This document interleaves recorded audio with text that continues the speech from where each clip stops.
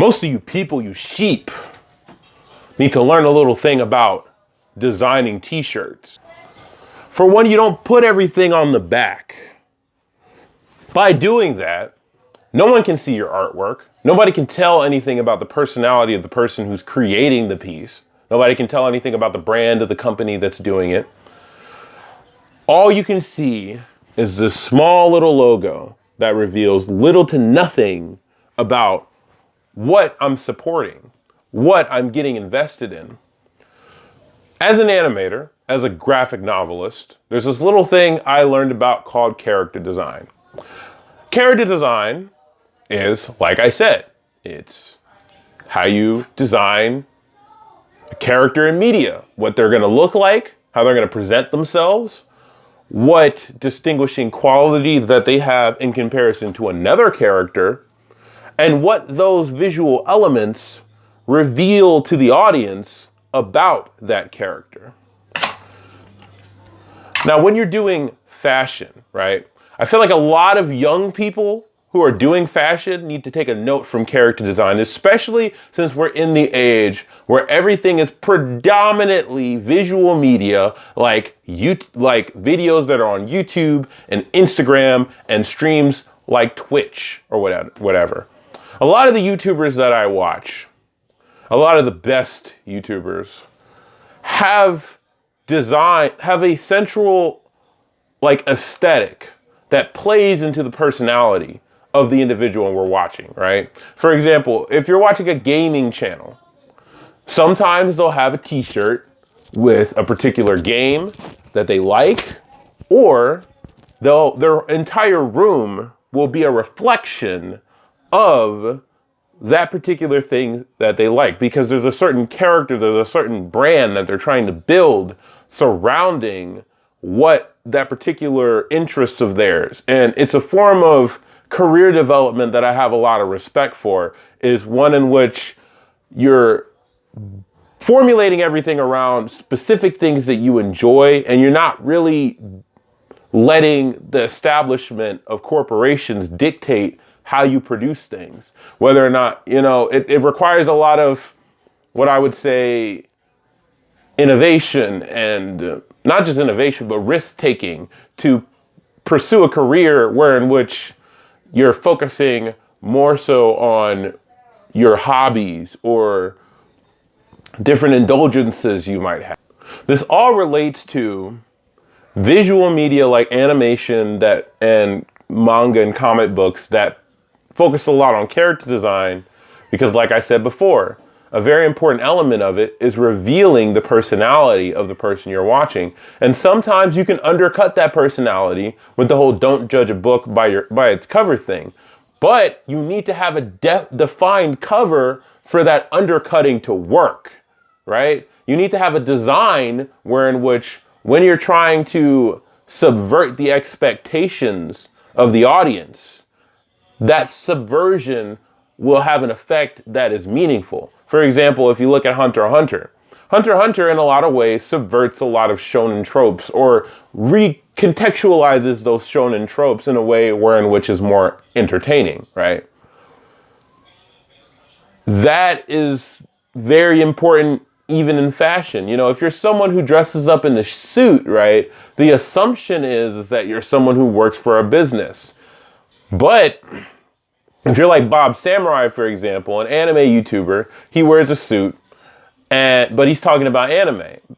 I mean, the brand is almost like he's using the professionalism of how he's looking in order to convey this idea of the sort of refined anime fan, which is something I respect, because, I respect Bob Samurai's taste for the most part. Now, the back of this t-shirt is very distinct. It has a very recognizable style.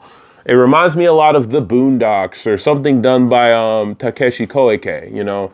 These very, the afro, the stark black and whites. It's very reminiscent of those styles.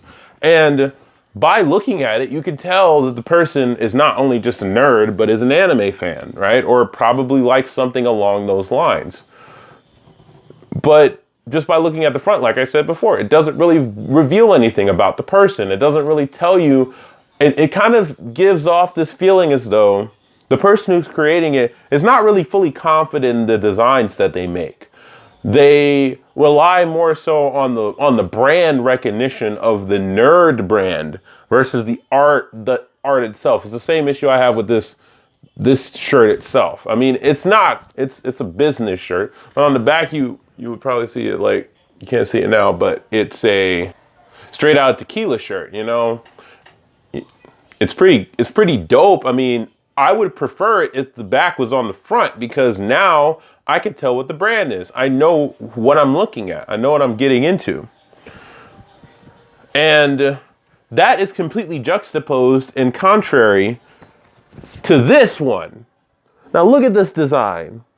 This is a Metallica t-shirt. And if there's one thing that every single young fashion designer, I don't care who you are, can learn from Metallica, is that they understand how to sell their brand, how to make themselves recognizable.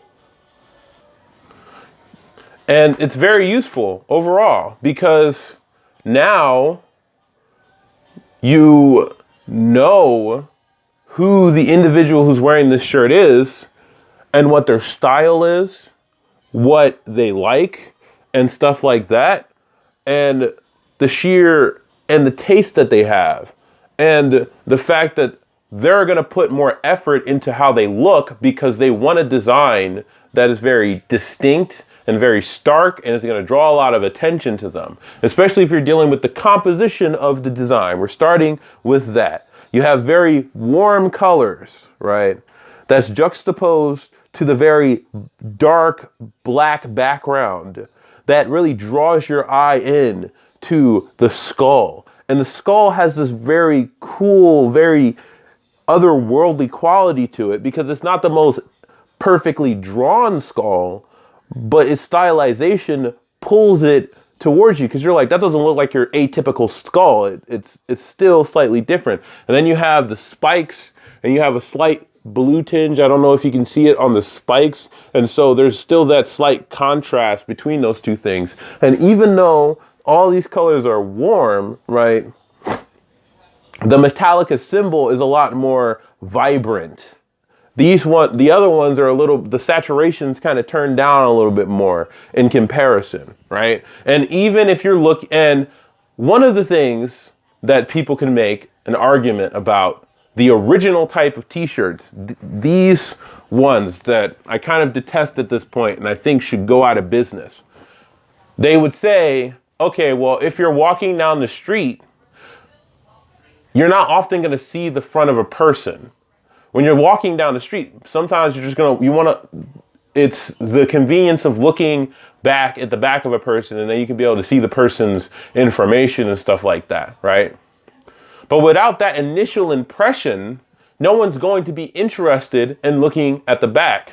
Like I said, the Metallica design has something that's automatically going to draw your eye to it, regardless of what your situation and where you're looking at. Because it even juxtaposes the nature around it, because most of the world has low saturation in comparison to these highly saturated reds and these very bright, vibrant yellow colors that you don't really see in nature all that much. It's almost glowing if you look at it. That distinguishment from the natural environment also draws it out. With this very black and white sort of design, from a distance, you could even struggle making it out from like a really, really, I don't think I could do it in this video, but you know what I mean. Versus in the other design, from a distance, you could already make out the fact that it's a skull, even like several feet away, because of the fact that its colors are drawing it out.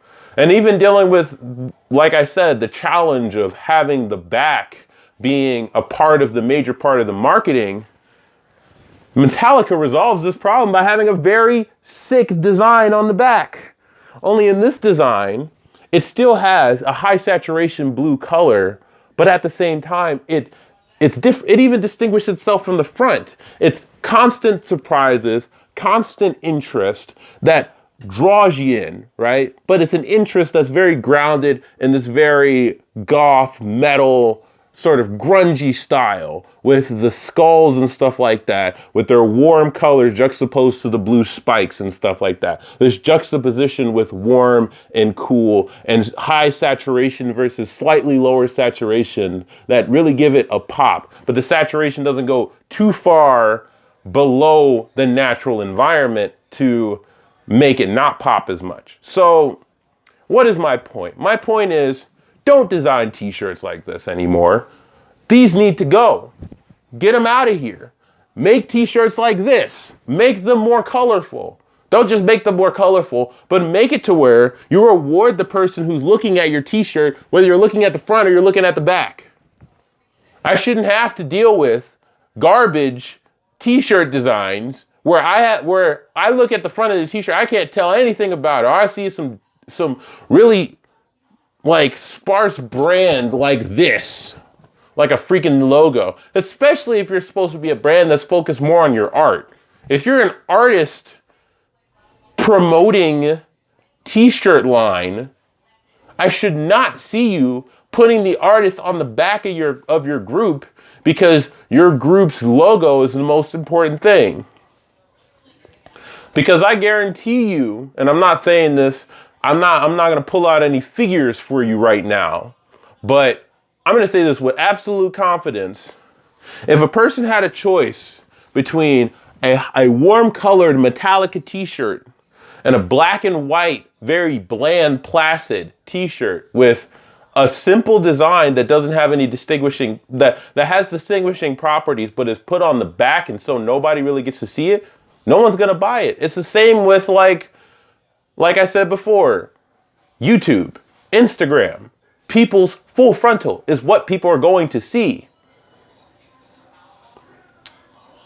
So yeah, if you're an artist and you have a group of people who are trying to promote your art and have it on t-shirts, let them know for full frontal all the way. Don't be putting my stuff on the back, because if I see my stuff on the back, I'm taking my stuff out. That's all there is to it. But yeah, that was just a little rant. See you in the next one.